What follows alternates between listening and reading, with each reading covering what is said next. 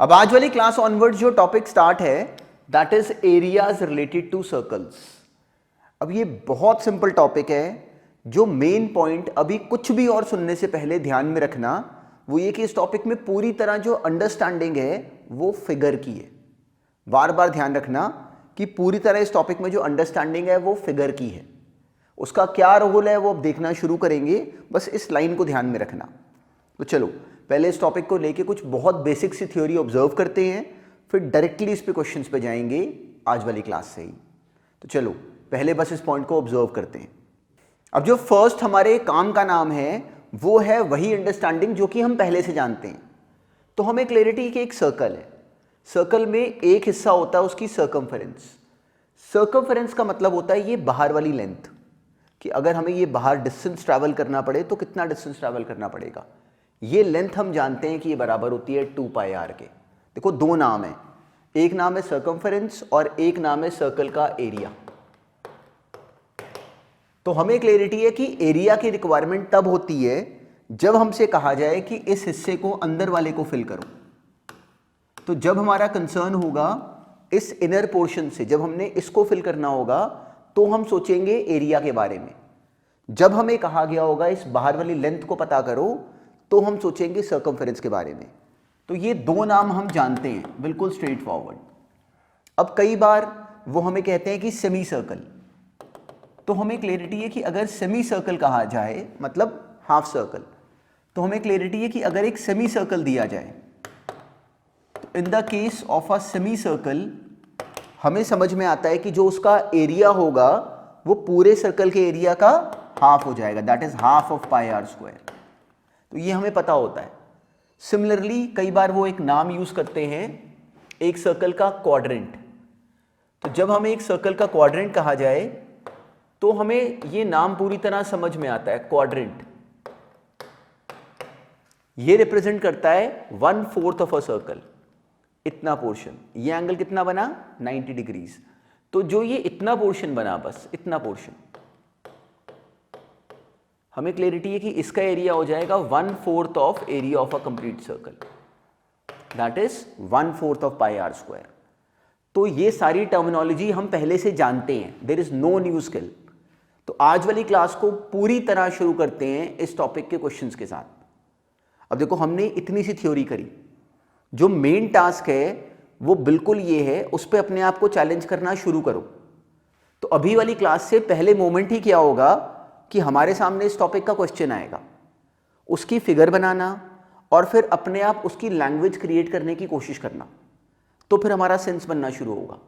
तो चलो इस क्वेश्चन से शुरू करते हैं काम। अब देखो जैसे इस क्वेश्चन की लैंग्वेज में हमें गिवन था कि कोई दो सर्कल्स हैं जिनके रेडियस हमें गिवन थे।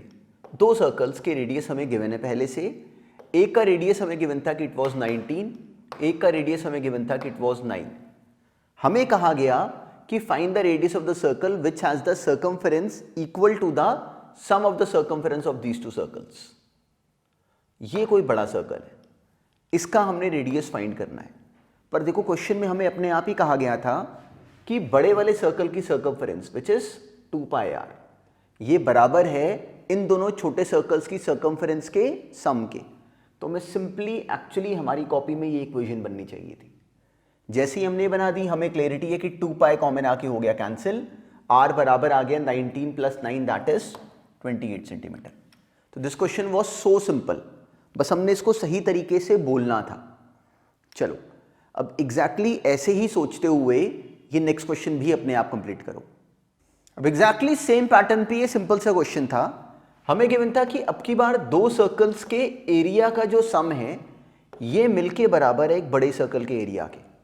तो हमें क्या करना चाहिए था, इन दो स्मॉल सर्कल्स का एरिया तो हम जानते थे pi into 8 square plus pi into 6 square, ये मिला के बराबर था पाई इंटू आर स्क्वायर के। पाई हमने कॉमन लेके कैंसिल कर दिया, आर स्क्वायर बराबर आ गया 8 square plus 6 square, r square is 100, वहां से आर बराबर आ गया 10 सेंटीमीटर। तो ये क्वेश्चन भी बहुत सिंपल था, पर देखो मेन टास्क क्या है। सबसे पहले अभी मेन टास्क क्या है कि हमारे मन में ये विजन बनना शुरू हो जाए। तो ये टॉपिक बहुत सिंपल है, बस इतनी सी अंडरस्टैंडिंग अपने माइंड में बस बनाना शुरू करो। चलो अब नेक्स्ट क्वेश्चन भी पूरी तरह अपने आप करो कंप्लीट। अब ये करो सॉल्व। इस क्वेश्चन की अंडरस्टैंडिंग बहुत सिंपल थी, बस हमने इसको सही तरीके से बोलना था। हमें गिवन था कि कोई फील्ड है जिसकी चारों तरफ फेंसिंग की जो कॉस्ट है एट ₹24 पर मीटर वो इतनी आ रही है। तो अब हमें ये कंप्लीट लेंथ तो पता नहीं है, पर हमें समझ में आता है कि जो ये बाहर वाली पूरी लेंथ है this is actually it's circumference. तो ये बाहर वाली कंप्लीट लेंथ को अगर हम मल्टीप्लाई कर देते 24 के साथ तो वो बराबर आना चाहिए था 5280। ये हम क्यों निकालें? क्योंकि हमें समझ में आता है कि जो लेंथ ऑफ फेंस है दैट इज एक्चुअली 2πr। वो कितनी बन गई? 220। तो हमें समझ में आता है कि सर्कमफेरेंस ऑफ द फील्ड हमें गिवन था कि 220 है, which is actually what? Directly 2πr। जैसे ही हमने इसको मेंशन करा कि दिस इज 2πr, वहां से हम निकाल सके कि r बराबर आ गया 220/2π विच इज 35 मीटर। अब अगर हमें कहा गया कि find the cost of ploughing the field, तो जब हमने फील्ड को प्लॉ करना है तो हमें समझ में आता है कि हमारा कंसर्न है इस फील्ड के एरिया के साथ। अब एरिया निकाल पाने के लिए पहले हमें रेडियस पता नहीं था, वो अब हमने अलग से ऑब्टेन कर लिया। रेडियस हमारे पास आ गया, अब हम एरिया निकाल सकते थे। एरिया सिंपली आ गया πr²। कॉस्ट कितनी गिवन है? 0.50 पर मीटर स्क्वायर। तो इतने एरिया की कॉस्ट क्या हुई? This much metre square into 0.50 which is straightforward. Directly multiplication करी, अपना जवाब रेडी। तो जो फाइनल आंसर आना चाहिए था दैट वाज दिस 1925। तो this question was so simple. बस इंपॉर्टेंट अंडरस्टैंडिंग क्या थी कि हमें समझ में आ जाए कि हमें अब की बार रेडियस गिवन नहीं था, पर उन्होंने हमें घुमा के सर्कमफेरेंस दी, वहां से हमने रेडियस ऑब्टेन कर लिया। तो बहुत सिंपल स्किल था, पर हमारा पूरी तरह कंप्लीट होना चाहिए था। चलो अब नेक्स्ट देखते हैं। अब देखो इस क्वेश्चन की लैंग्वेज से इस सेंस को पूरी तरह ऑब्जर्व करना। हमें गिवन था कि a wheel has diameter 84 centimetre, उसका रेडियस आ गया 42 centimetre. Find how many complete revolutions must it take to cover 792 metres. तो हमसे पूछा गया कि इस व्हील को कितने रेवोल्यूशंस लेने पड़ेंगे ताकि कि टोटल वो जो डिस्टेंस ट्रैवल करे वो हो जाए 792 मीटर्स। तो अब एक बात सोचो कि जब ये व्हील ग्राउंड के ऊपर, सोचो ये पॉइंट पूरा राउंड लगा के जब ग्राउंड के ऊपर फिर से आएगा, तो एक्चुअली ऐसा करने पे जब ये व्हील पूरी तरह एक राउंड घूम के जब फिर से यहाँ पे आगे आ जाएगी, तो ऐसा करने पे जो ये डिस्टेंस ट्रैवल करेगी ग्राउंड के ऊपर, हमें स्ट्रेट फॉरवर्ड विजिबल है कि वो जो डिस्टेंस है that is actually equal to the circumference of this circle. देखो पूरी तरह इस लेंथ ने ग्राउंड को टच करना है, तो वो जो ग्राउंड को वो जो लेंथ जो डिस्टेंस कवर करेगी ग्राउंड के ऊपर that would be equal to the circumference of this circle, जो कि बराबर होगा 2πr के। ये हम जानते हैं। तो अब हमें क्लैरिटी है कि एक राउंड में जो डिस्टेंस ट्रैवल होगा that would be equal to the circumference of the circle, जो कि कितना आ गया 2 × π × r। इतना डिस्टेंस ट्रैवल हुआ in one round, simply 264 centimetre एक राउंड में। तो अगर 2 राउंड लगाती है, ये हो गया 2.64 मीटर, तो इन वन रेवोल्यूशन केवल एक बार घूमे जाने पे जो डिस्टेंस वो व्हील कवर कर रही है ग्राउंड के ऊपर वो है 2.64 मीटर। तो 2 राउंड्स में कितना होता? इसका डबल। 3 राउंड्स में इसका 3 टाइम्स, इस डिस्टेंस का 3 टाइम्स। तो अब हमें डिस्टेंस चाहिए 792 मीटर्स। मान लो वो डिस्टेंस उसने कवर करा n राउंड्स में, तो n × 2.64 को मल्टीप्लाई करके बराबर आना चाहिए था जो डिस्टेंस हमें चाहिए। तो वहां से n स्ट्रेट फॉरवर्ड आ गया 792/2.64 दैट इज 300। तो अब ये कैलकुलेशन स्ट्रेट फॉरवर्ड है। अकेली समझ क्या है कि हम ये बात को बोल सकें। जब हमने ये बना दिया तो इस टॉपिक में कोई ट्रिक नहीं, बस इतनी सी अंडरस्टैंडिंग को ऑब्जर्व करना एक्चुअली मेन टास्क था। चलो अब इसी पैटर्न पे अब ये नेक्स्ट क्वेश्चन भी कंप्लीटली सॉल्व करो। एग्जैक्टली इसी पैटर्न पे इसी बात को सोचते हुए अब ये क्वेश्चन करो सॉल्व। अब इस क्वेश्चन की अंडरस्टैंडिंग भी बहुत इंटरेस्टिंग है। इसको अब ऑनवर्ड्स हमेशा ऐसे ऑब्जर्व करना। देखो पहली कोशिश क्या थी कि इस क्वेश्चन को हम अपने आप अटेम्प्ट करें, इसकी लैंग्वेज को पूरी तरह कोशिश करें कि हमसे खुद ब्रेक हो। पर अगर कोई ट्रबल आई तो जो अब पॉइंट है उसको बहुत ध्यान से समझना। देखो हमें दिया गया कि एक व्हील है, तो जब एक व्हील ग्राउंड के ऊपर एक रेवोल्यूशन लगाएगी, बस एक राउंड लगाएगी, सिंपली इस व्हील ने ग्राउंड के ऊपर एक राउंड लगाया, तो ऐसा करने पे एक्चुअली क्या हुआ, हमें विजिबल है कि इसकी पूरी सर्कमफेरेंस ने ग्राउंड को टच करा। तो जो डिस्टेंस वो ट्रैवल करेगी that would be equal to the circumference of this wheel. तो एक राउंड लगाए जाने पे जो डिस्टेंस ट्रैवल हो रहा है that is actually equivalent to the circumference of the wheel, जो कि हम जानते थे कि इट इज 2πr। तो अगर एक राउंड लगाने पे, एक रेवोल्यूशन पे जो व्हील ने डिस्टेंस ट्रैवल करना है दैट इज द सर्कमफेरेंस, तो 2 रेवोल्यूशंस पे डिस्टेंस कितना ट्रैवल होता? इस डिस्टेंस का डबल। 3 रेवोल्यूशंस पे इसका 3 टाइम्स एंड सो ऑन। तो अब हमें दिया गया कि अगर ये व्हील 10 मिनट्स अगर ट्रैवल करती है तो बताओ कि इसने कितने रेवोल्यूशंस लगाए। तो अभी हमें सबसे पहले क्या नहीं पता कि 10 मिनट्स में इसने व्हील ने डिस्टेंस एक्चुअली ट्रैवल कितना करा। तो पहले हमने वो डिस्टेंस ऑब्टेन करा। हमें क्लैरिटी है कि डिस्टेंस इन 1 रेवोल्यूशन हमने बना लिया, तो 10 मिनट में जो वो डिस्टेंस ट्रैवल करेगी वो बराबर हो जाएगा 66 × 5/18। ये पहले हमने इसे कन्वर्ट करा मीटर्स पर सेकेंड में, इसे मल्टीप्लाई करा, दिस इज मीटर्स पर सेकेंड। तो इन 1 मिनट डिस्टेंस कितना ट्रैवल होता? This much into 60। This was the distance travelled in 1 minute. अब हमने कितना डिस्टेंस फाइंड करना है? 10 मिनट्स का, तो इसलिए हमने इसको इंटू 10 भी करा। देखो बहुत सिंपल सा लॉजिक। अगर ये 66 किलोमीटर्स पर आवर ट्रैवल कर रही है तो मीटर्स पर सेकेंड में हमने इसे कन्वर्ट करा इंटू 5/18 करके। इतना डिस्टेंस मीटर आया पर सेकेंड, तो 1 सेकेंड में अगर इतना हुआ तो 60 सेकेंड्स में कितना हुआ? This much into 60। ये आ गया डिस्टेंस जो उसने ट्रैवल करा इन 1 मिनट। तो 10 मिनट्स का डिस्टेंस हो गया ये। तो इस व्हील ने जो डिस्टेंस ट्रैवल करा दैट वाज दिस मच। अब ये डिस्टेंस अगर ट्रैवल करना है टोटल, एक रेवोल्यूशन में डिस्टेंस ट्रैवल करा दिस मच, 2 में डिस्टेंस होता है इसका डबल, तो n रेवोल्यूशंस में डिस्टेंस ट्रैवल होता n इंटू दिस मच, जो कि हमें गिवन था कि बराबर है 11,000 के।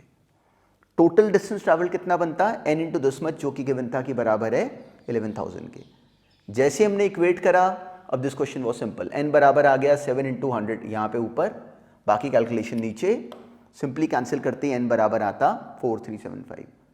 तो जो इंपॉर्टेंट अंडरस्टैंडिंग हमारे माइंड में जानी चाहिए दैट इज दिस, कि पूरी तरह ये इंप्रेशन बन जाए कि जब वो व्हील ग्राउंड पे एक राउंड लगाती है तो ऐसा करने पे जो डिस्टेंस व्हील ट्रैवल करेगी in 1 revolution that is equivalent to the circumference of the wheel. जब ये इंप्रेशन बन जाए तो उसके बाद this question was actually very simple. चलो अब नेक्स्ट पॉइंट देखते हैं पहले। अब इस क्वेश्चन से ये सिंपल सी अंडरस्टैंडिंग हमारे माइंड में जानी शुरू होगी। देखो हमें ऐसे एक सर्कुलर ट्रैक गिवन है, देखो this was a circular track, हमें गिवन था कि the inner circumference of a circular track is 220 metres, इसका हमें सर्कमफेरेंस गिवन था। जब हमें सर्कमफेरेंस गिवन है तो हमें क्लैरिटी है कि वहां से हम उसका रेडियस निकाल सकते हैं। अब हमें दिया गया कि जो इस ट्रैक की जो विड्थ है दैट इज 7 मीटर्स एवरीवेयर, ये 7 मीटर्स है। हमसे क्या पूछा गया कि जो ये बाहर वाला ट्रैक है इसकी कॉस्ट बताओ इसको फेंस करने की। तो उसके लिए हमें क्या चाहिए होगा? ये बाहर वाली लेंथ, मतलब इसका सर्कमफेरेंस, तो उसके लिए हमें ये बाहर वाला रेडियस चाहिए। तो हमें विजिबल है कि जो ये बाहर वाला रेडियस है वो बराबर होगा ये अंदर वाला रेडियस प्लस ये डिस्टेंस 7 के। ये पता हमें कैसे चला? इस फिगर के थ्रू। तो अब हमें क्या करना चाहिए? पहले हमें इसका सर्कमफेरेंस यूज करते हुए इसका रेडियस निकाल देना चाहिए। 2πr हमें गिवन था कि 220 है, वहां से हमने r ऑब्टेन करा, वो आ गया 35। तो ये बाहर वाले की सर्कमफेरेंस लेंथ कितनी बनी radius? That is 42, directly 42 metres. तो इसका सर्कमफेरेंस वाज सिंपल 2πr, ये बना इसका सर्कमफेरेंस। कॉस्ट हमें गिवन थी ₹2 पर मीटर, तो सिंपली इसको इंटू 2 करा और हमारा आंसर रेडी, ₹528। तो अब देखो इसमें 2 तरह के क्वेश्चंस बनते हैं। वो हमसे इस क्वेश्चन में उन्होंने हमसे इसकी सर्कमफेरेंस पूछी, पर क्या पता क्वेश्चन ये होता कि वो कहते कि ये बीच वाला एरिया निकाल दो, इस सर्कुलर पाथ का एरिया निकाल दो। तो अब हमें इस क्वेश्चन में देखो 2 टास्क होते हैं। पहला होता है कि हम फिगर सही बना लें, दूसरा टास्क होता है कि उस फिगर के थ्रू हम अपने एरिया को पहचान पाएं, जो हमने निकालना है वो पहचान पाएं। तो इस क्वेश्चन में हमने जज करा कि अगर ये एरिया निकालना है तो इसको बना सकने के लिए स्ट्रैटेजी कैसे बनाएं, वो मेन काम है। इस पूरे टॉपिक में आगे भी जो मेन टास्क है वो एरिया या पेरीमीटर लेंथ को निकाल पाने की स्ट्रैटेजी बनाना है। तो हमने स्ट्रैटेजी बनाई अपने माइंड में कि अगर ये एरिया निकालना है तो क्यों ना एक काम करें कि बड़े वाले सर्कल का एरिया में से अगर छोटे वाले सर्कल का एरिया अगर हम सबट्रैक्ट कर दें, इस बड़े वाले सर्कल का एरिया निकालेंगे तो ये पूरा एरिया आ गया। उसमें से अगर हम ये छोटे वाले सर्कल का एरिया अगर सब्ट्रैक्ट कर दें तो हमें विजिबल है कि वही एरिया आ गया जो हमसे पूछा गया है। तो एक्चुअली अगर हमसे ये एरिया पूछा गया होता है इस क्वेश्चन में तो हम करते पाई इंटू 42 का स्क्वायर माइनस पाई इंटू 35 का स्क्वायर, अगर हमसे ये एरिया पूछा गया होता तो देखो इसका लॉजिक इतना सिंपल है। इस क्वेश्चन में हमसे ये लेंथ पूछी गई, रेडियस पूछा गया, वो हमने ऑब्टेन कर लिया, दैट वाज 42, तो हम इजीली इसकी सर्कमफेरेंस निकाल सके। तो इसी क्वेश्चन के थ्रू अपनी अंडरस्टैंडिंग ये भी बनाओ कि अगर हमें ये बीच वाली रिंग का एरिया अगर निकालना हो तो कैसे ऑब्टेन करते हैं, बड़े सर्कल का एरिया माइनस छोटे सर्कल का एरिया। इस पॉइंट को भी ध्यान में रखना। चलो अब नेक्स्ट देखते हैं। देखो ये क्वेश्चन भी बहुत स्ट्रेट फॉरवर्ड था, बस पूरे कॉन्फिडेंसेस के क्वेश्चंस को हैंडल करो, पूरे कॉन्फिडेंसेस में फिगर बनाओ और जो लैंग्वेज दी गई है उनके नाम रखो। फिर इस टॉपिक में और किसी भी टॉपिक में कोई ट्रबल नहीं होती। हमें कहा गया कि कोई दो सर्कल्स है जो कि एक दूसरे को एक्सटर्नली टच कर रहे हैं, तो हमने ऐसे की एक फिगर बना ली। एक का रेडियस हमने रख लिया कैपिटल आर, एक का स्मॉल आर। अब हमें the sum of their areas given है कि 130 पाई स्क्वायर सेंटीमीटर है। तो अब हमें एरिया का सम निकालने की समझ है, मतलब pi are square plus pi small r का स्क्वायर, ये मिला के हमें गिवन है कि it was 130 pi square centimetre. Distance between their centres is 14 centimetre. ये रहा एक का सेंटर, ये रहा सेकंड का सेंटर। तो हमें विजिबल था कि जो सेंटर्स के बीच का डिस्टेंस है that was capital are plus small r. इन सब बातों को हमने लिख के रिप्रेजेंट कर लिया।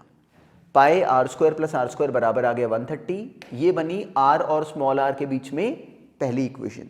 अच्छा, अब एक इंटरेस्टिंग बात ऑब्जर्व करो, यहां पे अननोन्स कितने हैं? दो, कैपिटल आर और स्मॉल आर। तो अब अगर दो अननोन्स को अगर हमने सॉल्व करना है तो हमारे पास इक्वेशंस होनी चाहिए दो। तो एक तो बन गई, एक हमें और देनी चाहिए, तो उन्होंने दी हुई थी कि directly capital are plus small r मिला के बराबर है 14 के।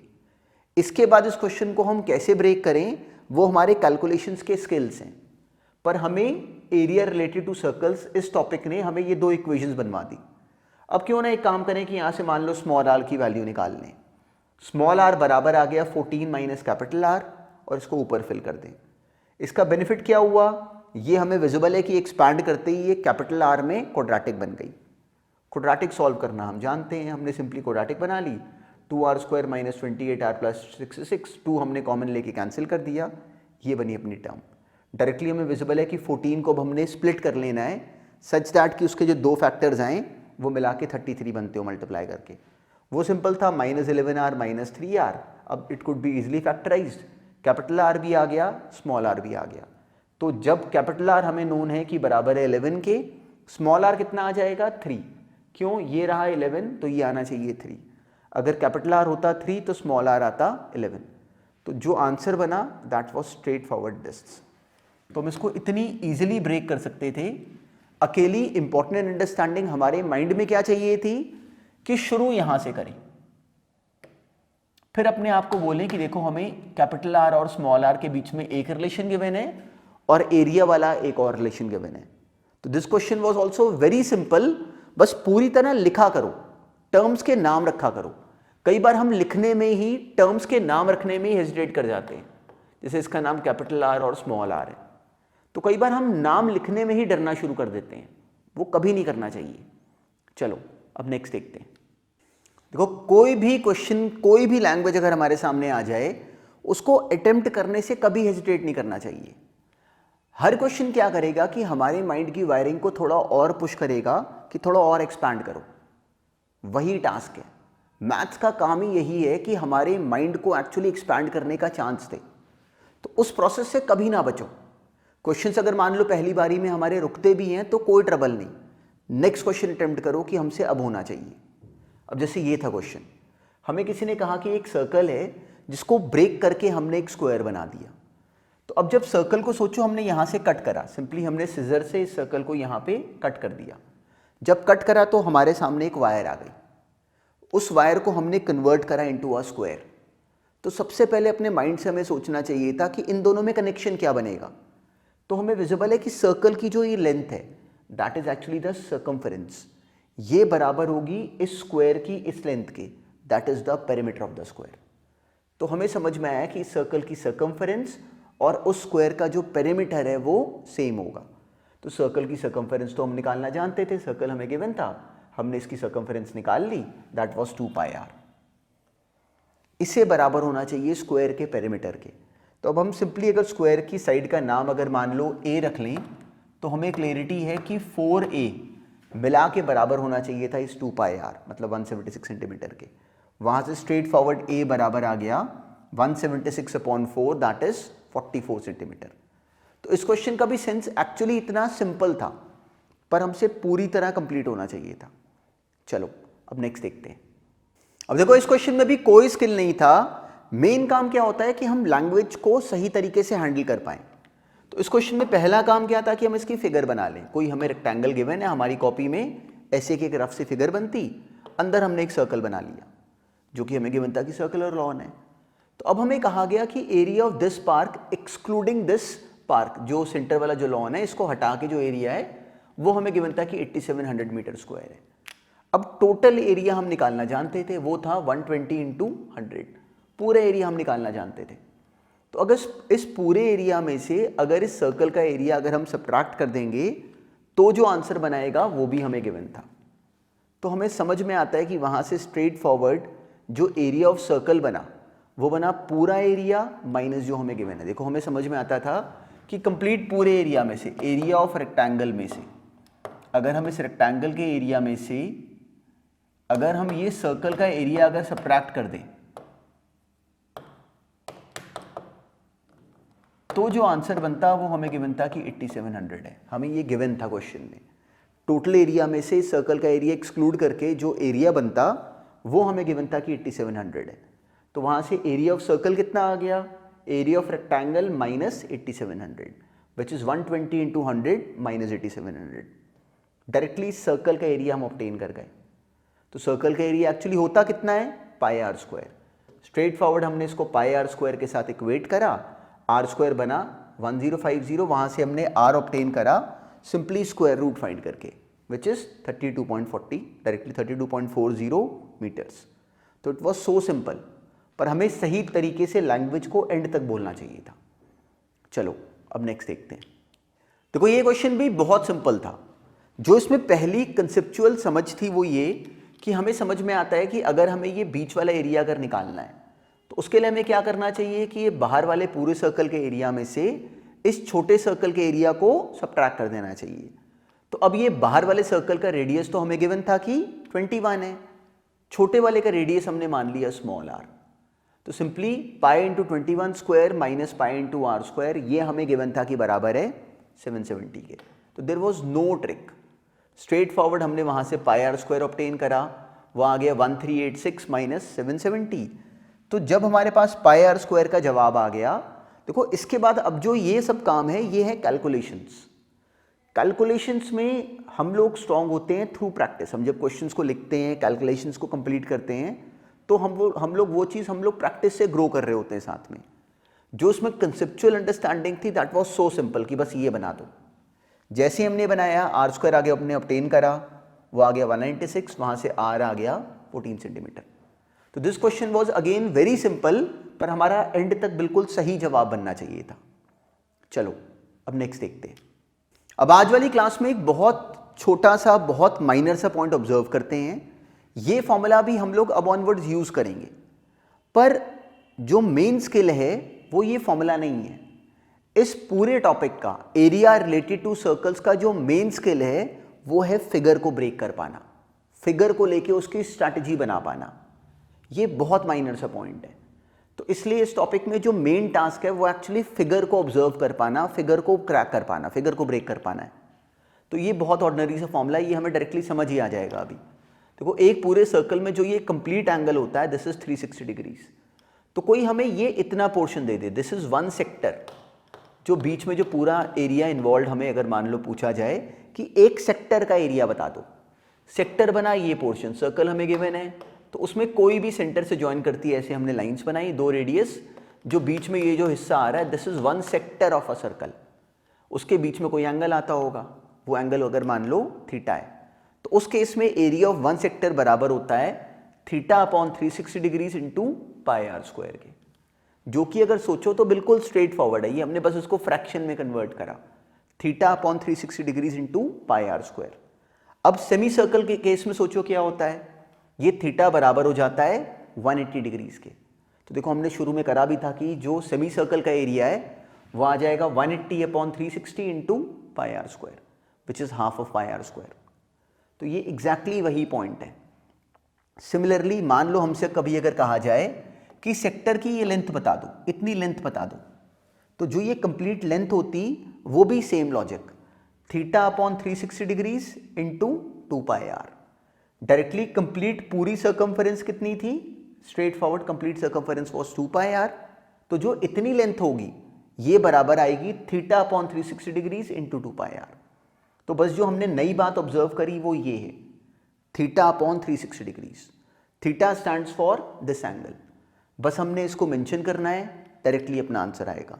इसका क्या रोल है, क्यों करना है, वो डायरेक्टली हमें क्वेश्चंस में दिखेगा।